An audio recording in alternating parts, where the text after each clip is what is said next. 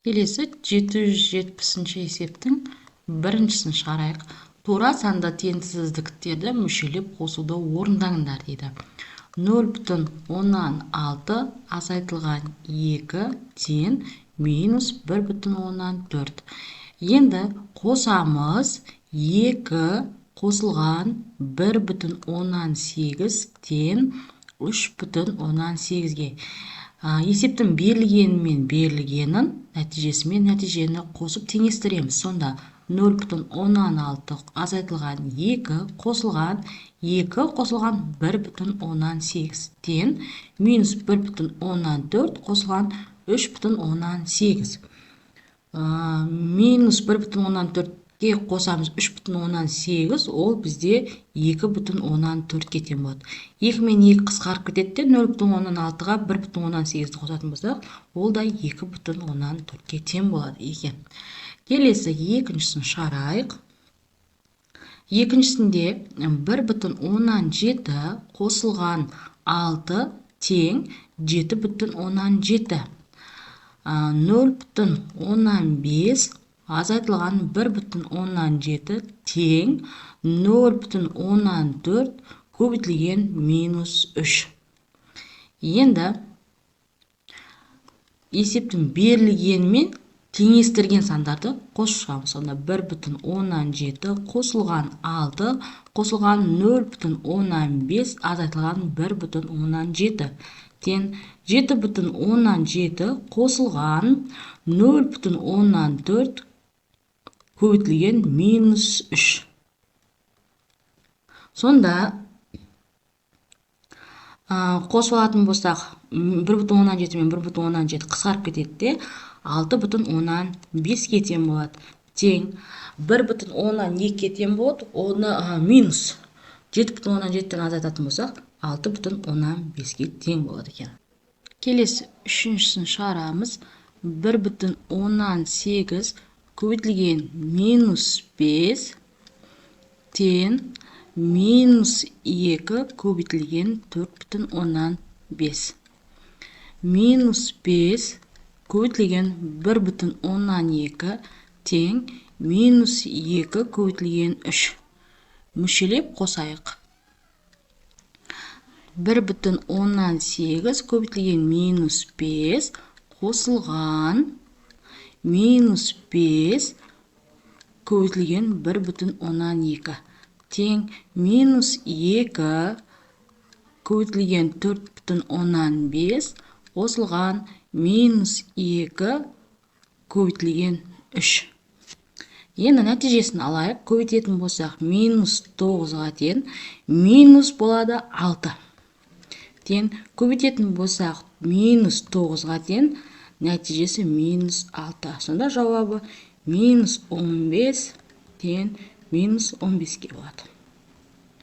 Келесі төртіншісін шығарайық. 4-тен 3 көбейтілген минус 5-тен 1 тең минус 0,15. Екінші бөлшегіміз 4-тен 3 көбейтілген минус 5-тен 4 тең минус 0,16. Мүшелеп қосуды орындайық. 4-тен 3 көбейтілген минус 5-тен 1 қосылған 4-тен 3 көбейтілген минус 5-тен 4 тең минус 0,15 көбейтілген 0,16. Так, көбейтетін болсақ, бөлшектің бөлімінде 20 болады, алымда минус 3.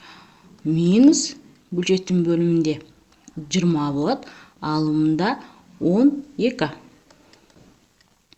Тең нәтижесі минус 0,175-ке тең.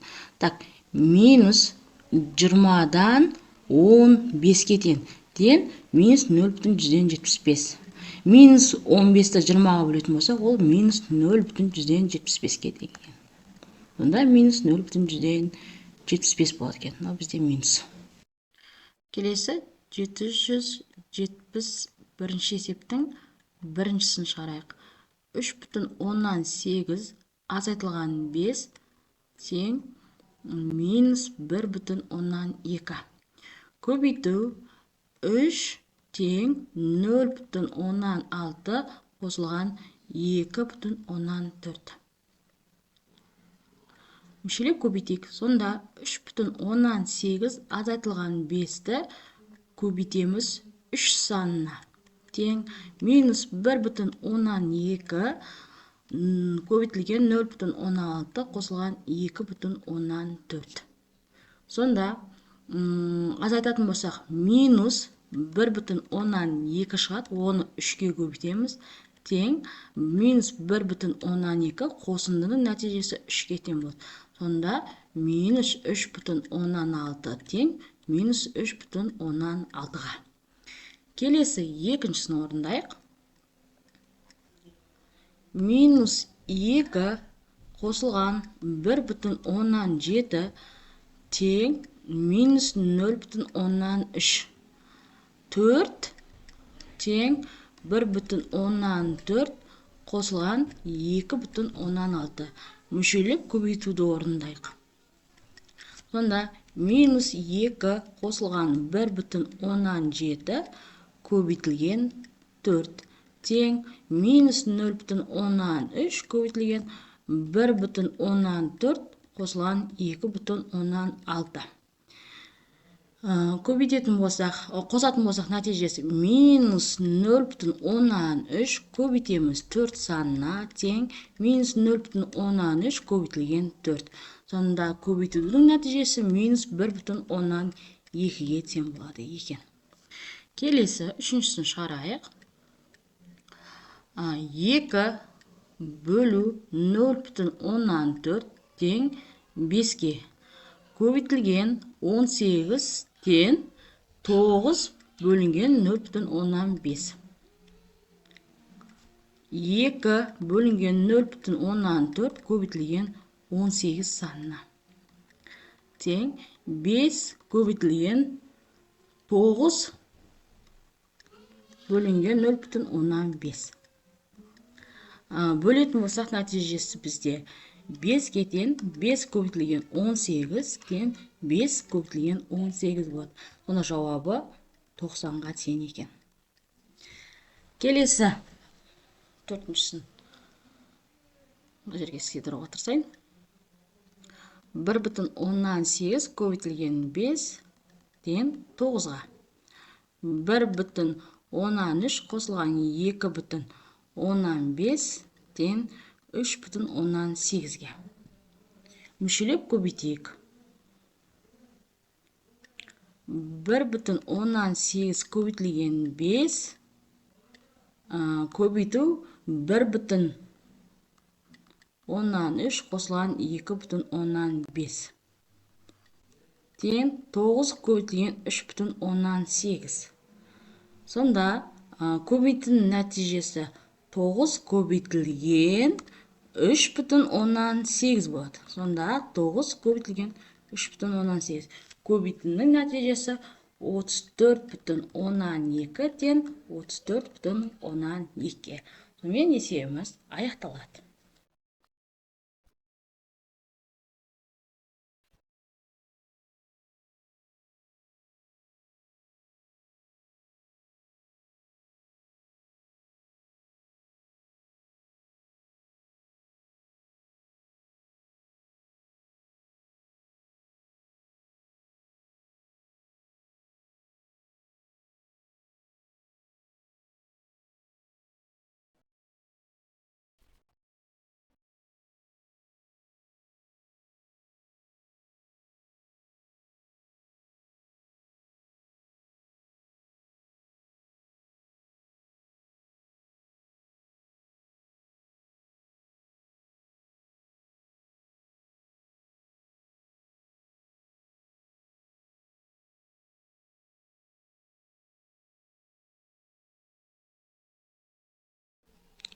(773) есебіміз тура санды теңдіктердің А тең В-ға, В тең с-ға, А тең с-ға қасиетін пайдаланып, берілген өрнектерден 3 тура санды теңдік құрастырыңыздар дейді.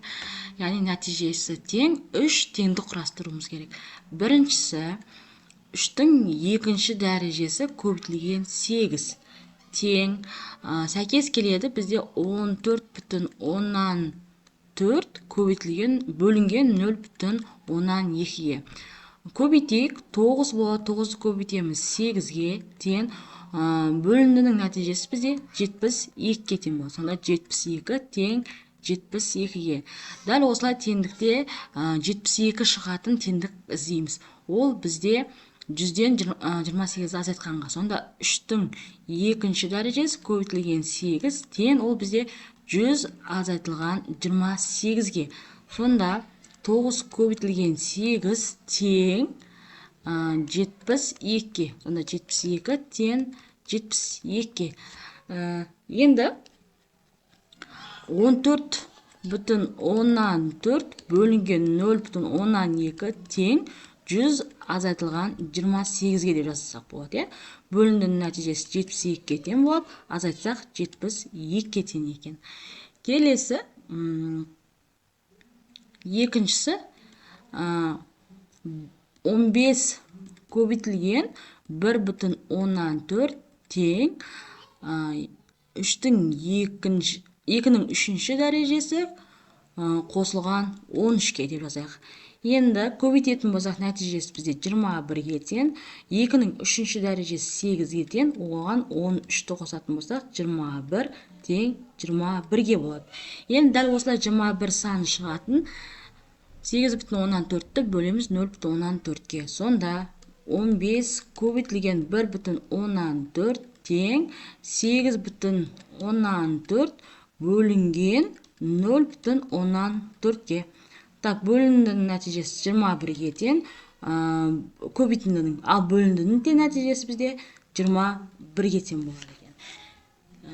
Енді 2-ның үшінші дәрежесі қосылған 13 тең 8,4 бөлінген 0,4-ге деп жазсақ болады екен. Сонда 21 болады, тең 21. Келесі үшінші теңдікті жазайық. 2,5 көбейтілген 12 тең теңдігіміз сәйкес келеді. 4,5 бөлінген 0,15-ге. Сонда көбейтетін болсақ 30-ға тең болады, нәтижесі 30-ға тең болады. Енді 2,15-ті көбейтеміз 12-ге, ол сәйкес келеді 8 көбейтілген 3 қосылған 6-ға. Көбейтетін болса 30-ға тең болды, нәтижесі 30-ға тең келеді екен. Енді осы теңдіктің арасынан біз 4,15 бөлу 0,15 тең 8 көбейтілген 3 қосылған 6 деп жазсақ болады. Оның да нәтижесі 30-ға тең болады екен. 774-ші есептің біріншісін шығарайық. Тура санды теңдіктерді мүшелеп қосуды орындаңдар дейді. 13 қосылған минус 3-тің үшінші дәрежесі тең 7 көбейтілген минус 2. Қосамыз 2-ның үшінші дәрежесі азайтылған 13 тең 6 бөлінген минус 1,2. Енді мүшелеп қосайық. Яғни есептің берілгені қосамыз. Яғни 13 қосылған минус 3-тің үшінші дәрежесі қосылған 2-ның үшінші дәрежесі азайтылған 13 тең 7 көбейтілген минус 2 қосылған 6 бөлінген минус 1,2. Енді нәтижесін алайық. 13 санының өзін жазамыз. Минус 3-тің үшінші дәрежесі минус 27-ге тең. Қосылған 8 азайтылған 13 тең.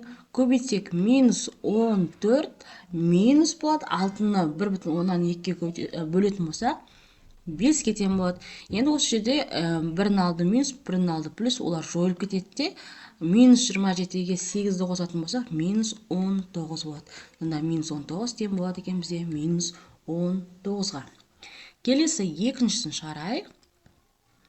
Минус 7-ның екінші дәрежесі азайтылған 30 тен 4-тің екінші дәрежесі қосылған 3. 51 азайтылған 10-ның екінші дәрежесі тең минус 4-тің үшінші дәрежесі қосылған 15. Мүшелеп қосайық. Минус 7-ның екінші дәрежесі азайтылған 30 қосылған 51 азайтылған 10-ның екінші дәрежесі тең 4-тің екінші дәрежесі қосылған 3 қосу минус 4-тің үшінші дәрежесі қосылған 15. Енді нәтижесін алайық. Минус 7-ның екінші дәрежесі бізде 49-ға тең, азайтылған 30 қосылған 51 азайтылған 100 саны болады тең. Так, 4-тің екінші дәрежесі 16-ға тең, қосылған 3 минус 4-тің үшінші дәрежесі минус 64-ке тең болады, қосылған 15. Енді нәтижесін алайық. Так, минус 19 қосасын, мен 30-ға тең болады. Минус 30 тең 18 болатын болса 31 сөйтіп азайтылатын болса 30-ға тең ровно. Сонда теңдіктің екі жағы да минус 30-ға тең екен. Үшіншісін шығарайық. Минус 2-ның 5-ші дәрежесі қосылған минус 4-тің екінші дәрежесі тең 80 бөлінген минус 5. Екінші теңдігін жазайық. 84 бөлінген минус 7 тең минус 5-тің екінші дәрежесі азайтылған 37. Енді мүшелеп қосайық. Сонда минус 2-ның 5-ші дәрежесі қосылған минус 4-тің екінші дәрежесі қосылған 84 бөлінген минус 7. Тең деймізде 80 бөлінген минус 5 қосылған минус 5-тің екінші дәрежесі азайтылған 37. Енді теңдікті орындайық. Так, минус 2-ның 5-ші дәрежесі минус 32-ге тең, минус 4-тің екінші дәрежесі 16-ға тең болады. Азайтылған 84 санын 7-ге бөлетін болсақ, 12-ге тең. 80 санын минус 5-ге бөлетін болсақ, минус 16. Қосылған 25 азайтылған 37-ге тең екен. Енді нәтижені орындайық. Минус 16 28 болды. Минус 28 тең минус 28-ге.